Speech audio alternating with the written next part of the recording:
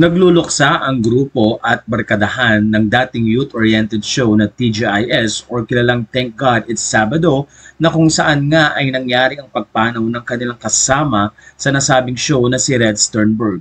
Ang nasabing TGIS ay isang phenomenal youth-oriented show na kung saan ay produce ng Viva at umere nga sa GMA7 tuwing Sabado ng hapon mula noong 1995 hanggang 1999. Isa si Red Sternberg sa nasabing cast at ang pangalan nga niya dito ay Kiko. Masasabing siya ang pinaka-playful sa magkakabarkada. Pero ang biglang pagpanaw ni Red na nasa Amerika noong Martes, May 27, 2025 ay kinagulat ng marami, lalo na ng kanyang mga kasamahan sa show business. Siya ay 50 years old pa lamang dahil magbe-birthday sana siya ngayong May 30. At dahil dito, hindi naman nagbigay ng cause of death ang kanyang asawa na si Sandy. Kaya naman nagbigay din ng kanilang mga mensahe at pakikiramay ang cast ng TGIS. Isa na nga dito ay si Angela De Leon na gumanap bilang Peachy sa nasabing teleserye at kapartner nga niya si Bobby Andrews.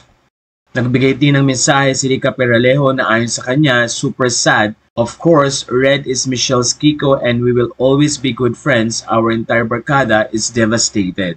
Isang art card din ang ipinakita naman ni Michael Flores sa kanyang Instagram. Ibinahagi din ni Shara Soto ang post ng direktor na si Direk Mark Reyes. Ayon naman kay Bernadette Allison, this post made me smile but now it's making me cry. Ilang mga photos naman ang ipinakita ni Bobby Andrews at inalala nga ang kanyang kaibigang si Red. Ayon kay Bobby, si Red ang isa sa mga kaibigan niya sa show business at isa nga si Red Sternberg sa kanyang kasabayan sa pagpasok sa showbiz.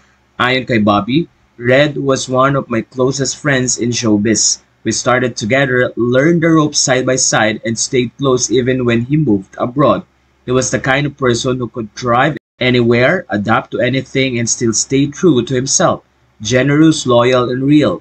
I'll miss his presence, his humor, his heart. Thank you for the friendship, brother. Rest easy. Matatandang isang photo din na pinakita ni Red Sternberg last week na kung saan ay makikita si Bobby Andrews at pati na rin si Mike Flores. Isa sa mga hilingan ni Red Sternberg ay magkaroon ng reunion ang TGIS pero hindi na nga ito mangyayari dahil wala na siya. Bakas din ang kalungkutan sa maraming mga fans na naka-witness sa TGIS as samahan ng mga artista.